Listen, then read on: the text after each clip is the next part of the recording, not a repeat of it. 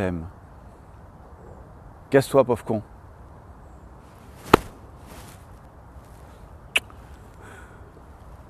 Bonjour et bienvenue, je suis Philippe Garrick.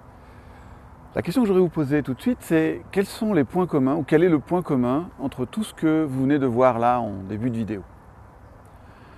Tout ce que vous venez de voir s'appelle des signes de reconnaissance. Ce que mon ami Claude appelle des signes d'existence. Ce qui est, à mon avis, presque un meilleur nom que signe de reconnaissance. Ce que je vous propose dans cette vidéo, c'est que nous regardions qu'est-ce que c'est qu'un signe de reconnaissance. Et dans une prochaine vidéo, nous verrons comment ils fonctionnent, comment ils vont influer sur notre développement, notre comportement, et du coup comment tirer un meilleur profit de cette notion de signe de reconnaissance pour se rendre la vie plus belle. Alors la définition d'un signe de reconnaissance. Un signe de reconnaissance est une marque d'attention ou un manque d'attention adressé à l'autre ou à moi-même. Cette marque d'attention reconnaît l'existence de l'autre ou de moi-même et lui confère une certaine valeur, positive ou négative. Par exemple, quand je dis je t'aime à quelqu'un, je reconnais bien que la personne existe puisque je lui dis je t'aime. Et en l'occurrence, dans cette phrase-là, je lui donne une valeur positive. Dans Casse-toi pauvre con, je reconnais bien que l'autre existe, puisqu'à nouveau je lui parle. Simplement, là, je lui confère une valeur négative. Dans le bras d'honneur, pareil, je reconnais l'existence de l'autre et je lui donne une valeur négative. Dans le bisou, je reconnais bien que l'autre existe, puisque je suis en train de lui faire un bisou, et je lui donne une valeur positive. C'est la définition des signes de reconnaissance. Alors il existe plusieurs besoins autres que le besoin de reconnaissance qui sont nourris par ces signes d'existence. Bien évidemment, il y a le signe de reconnaissance, je reconnais que l'autre existe ou je reconnais que j'existe. Ces signes de reconnaissance vont aussi nourrir le besoin d'amour. Au travail, nous avons tendance à dire que nous avons besoin d'être appréciés. Ce que je vous propose, c'est que nous arrêtions de nous la raconter, que nous considérions que aimer ou apprécier sont deux étiquettes différentes collées sur le même bocal. Ça parle de la même chose. Et ces signes d'existence vont aussi contribuer à ça. Ces signes d'existence vont aussi influer sur la construction de l'estime de soi. Selon la quantité de signes de reconnaissance positifs ou négatifs que nous avons pu recevoir, cela va plus ou moins construire mon estime de moi, et cette estime de moi va influer sur ce que je vais oser faire de ma vie et dans ma vie. Ces signes d'existence peuvent aussi permettre de nourrir un autre besoin important pour l'être humain, c'est le besoin d'appartenance, le besoin de pouvoir vérifier que j'appartiens à un groupe. Si je reçois des signes de reconnaissance des autres, notamment des positifs, je peux mesurer que j'appartiens à ce groupe-là. Et du coup, selon les endroits où je reçois ou pas des signes de reconnaissance, je peux faire le choix d'adhérer à tel ou tel groupe. Je me souviens d'un reportage que j'ai vu il n'y a pas si longtemps où une personne disait que elle était dans un groupe dont elle ne partageait pas pleinement les idées, mais c'était le seul groupe où elle était acceptée. Donc vous pouvez voir à quel point le besoin d'appartenance peut être puissant. Et pour ceux qui seraient tentés de juger cette personne-là, je pense que nous pouvons nous réjouir de son niveau de conscience parce que beaucoup d'entre nous adhérons à des groupes ou des idées parfois juste pour être accueillis dans un groupe et pas forcément parce que nous sommes en adéquation avec ces idées-là. Alors, il existe plusieurs critères qui vont nous permettre de définir des signes de reconnaissance. Le premier critère, c'est qu'un signe de reconnaissance peut être positif ou négatif. Positif, j'ai plaisir à l'avoir, c'est agréable à entendre, à recevoir. Négatif, c'est l'inverse. J'ai pas de plaisir à l'avoir, voire même je préférais l'éviter. Un deuxième critère, c'est qu'un signe de reconnaissance peut être verbal, quelque chose que je vais dire, ou non verbal. Par exemple, un comportement que je vais avoir, quelque chose de matériel qui va m'être offert ou enlevé, ou quelque chose de physique, un contact physique que je peux avoir avec quelqu'un. Afin de scaler les idées, je propose que nous voyions quelques exemples de signes de reconnaissance en fonction de ces différents critères. Alors les signes de reconnaissance négatifs verbaux vont être tout ce que nous appelons habituellement des insultes, et aussi le qualificatif négatif de ce que nous faisons. C'est pas du boulot, je peux pas compter sur toi, si j'ai besoin de rien, je te demande. Voilà. Ça, c'est des signes de reconnaissance négatifs verbaux.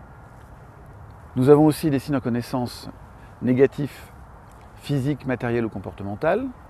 Par exemple, un licenciement, un divorce peut être vécu comme de la reconnaissance négative au sens de je n'ai pas assez de qualité, je n'ai pas assez de valeur, je ne suis pas assez important pour que l'on m'ait gardé. Frapper quelqu'un, c'est bien reconnaître que la personne existe et c'est lui conférer une valeur négative. Ignorer quelqu'un, faire comme s'il n'était pas là, c'est bien reconnaître que la personne est là puisque je fais l'effort de l'ignorer et je lui transmets une valeur négative. Heureusement, il y a les signes de reconnaissance positifs. Alors les signes de reconnaissance positifs verbaux, c'est ce que nous allons appeler habituellement les compliments et le qualificatif positif de ce que nous faisons. Je suis content de te voir, c'est un plaisir de travailler avec toi, bonjour. Vous pouvez d'ailleurs mesurer tout ce qui peut passer dans un bonjour selon la manière dont vous le faites. Par exemple, est-ce que je serre la main à la personne en regardant ailleurs? Est-ce que je lui serre la main en la regardant? Est-ce que je lui serre la main et je lui dis bonjour? Est-ce que je lui serre la main et je lui dis bonjour Philippe, comment vas-tu? Vous voyez bien que c'est 4 manières de dire bonjour. Et en même temps, selon la manière que vous allez utiliser pour dire bonjour à l'autre, l'autre peut avoir l'impression qu'il a une valeur différente, plus ou moins importante, simplement dans un bonjour. Et nous pouvons du coup prendre conscience de tous les petits gestes du quotidien que nous allons faire parfois sans même en avoir conscience et qui transmettent à l'autre une idée de la valeur qu'il a à nos yeux, que cette idée qu'il se fait de la valeur qu'il a à nos yeux soit juste ou soit fausse. Les signes de reconnaissance positifs peuvent être aussi physiques, matériels ou comportementaux.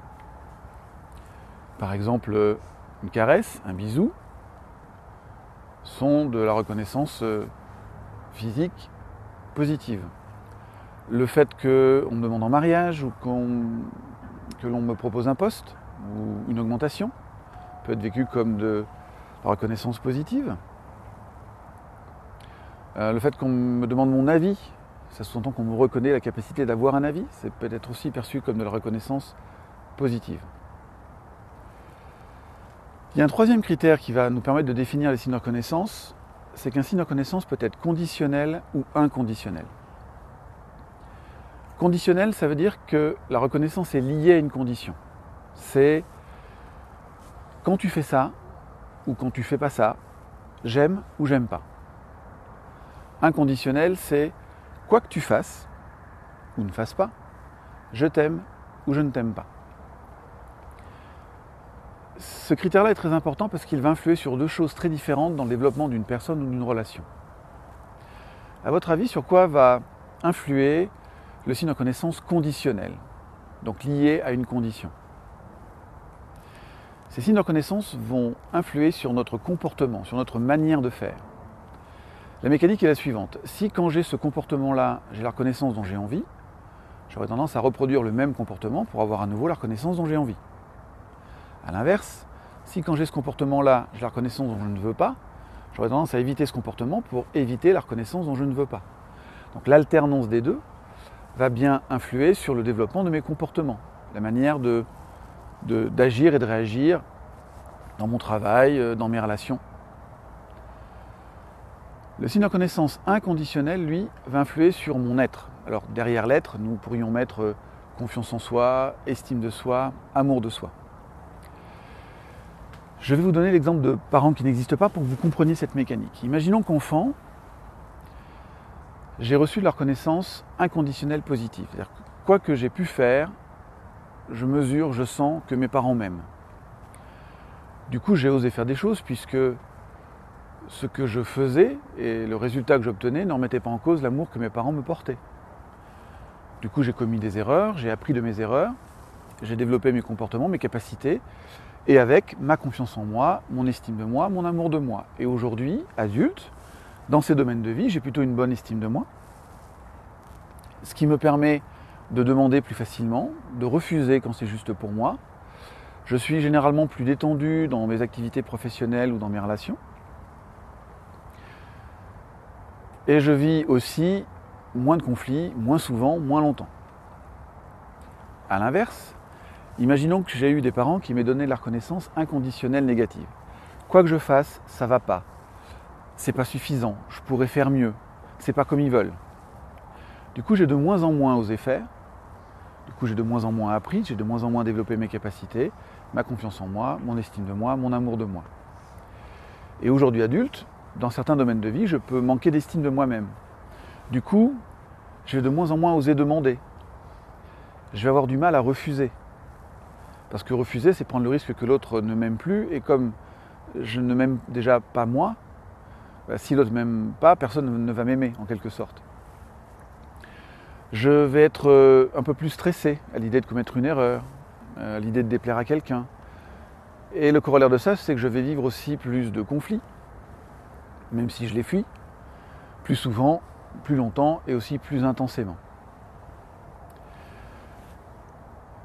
Je voudrais revenir sur cette idée d'estime de soi. Si je m'aime, en tout cas j'aime la personne que je suis, indépendamment des résultats que j'ai, et que l'autre m'aime, alors j'ai la cerise sur le gâteau. Maintenant, si j'aime la personne que je suis, indépendamment des résultats que j'ai, et que l'autre ne m'aime pas, j'ai au moins le gâteau.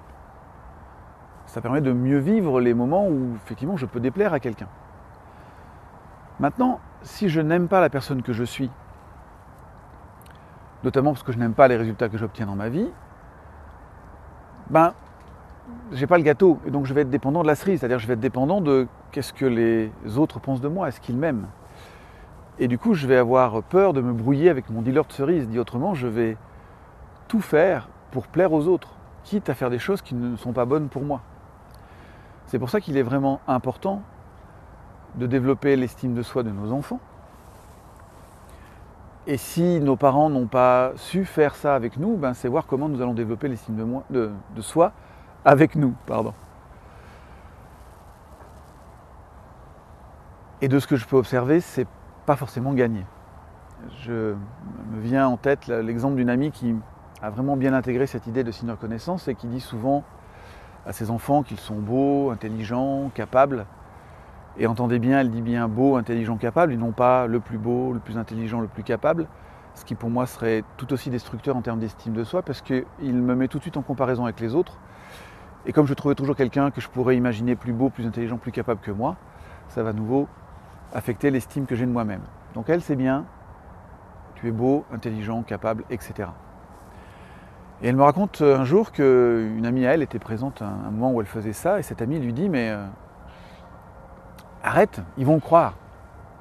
Et elle lui répond « mais c'est bien ce que je veux, qu'ils le croient ». Et la réflexion de cette amie est une réflexion que j'entends régulièrement, cette idée que si nous avions une bonne estime de nous-mêmes, si nous aimions l'être que nous sommes, alors nous serions forcément imbus de nous-mêmes, nous ne voudrions plus jamais rien faire.